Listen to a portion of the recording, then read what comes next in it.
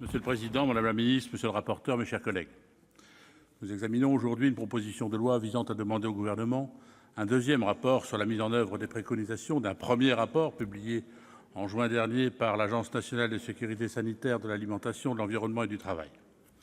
Ce dernier visait à clarifier les éventuels risques sanitaires liés à la fréquentation, par les sportifs et les enfants, des terrains de sport synthétiques et des aires de jeu.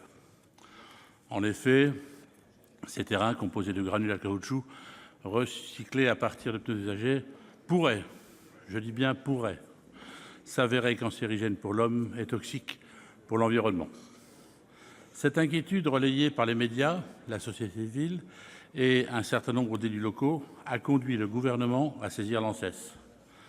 Sur la base d'une cinquantaine d'études internationales, cette dernière indique à la fois l'existence d'un risque sanitaire négligeable et la présence de risques potentiels pour l'environnement. Certaines substances chimiques présentes dans ces granulats seraient susceptibles de contaminer les sols et les nappes phréatiques. Néanmoins, elle émet d'importantes réserves d'ordre méthodologique.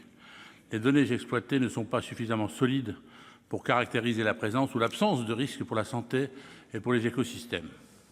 Aussi, la portée de ce premier rapport se limite-t-elle à un certain nombre de recommandations, dont la nécessité d'établir des études plus spécifiques et plus poussées. Le second rapport, qui fait l'objet de cette proposition de loi, permettra, nous l'espérons, d'apporter une réponse claire aux nombreux élus locaux, sportifs, parents d'enfants exposés à ces substances potentiellement nocives pour l'homme et pour l'environnement. Les élus du groupe Les Indépendants sont conscients de l'importance de ce sujet pour des raisons à la fois sanitaires et environnementales, mais aussi financières. Il ne s'agit pas de faire de la démagogie en demandant aux élus de remplacer demain des terrains dont on vantait hier la qualité et la soutenabilité sans éléments sérieux. Aussi devons-nous clarifier la situation tout en veillant à accompagner financièrement les élus locaux s'il s'avérait nécessaire de remplacer ces terrains. Si je soutiens cette demande de rapport, c'est aussi pour protéger les élus locaux de ce qu'on appelle pudiquement la faute non intentionnelle. Rappelons-nous de cette loi Fauchon.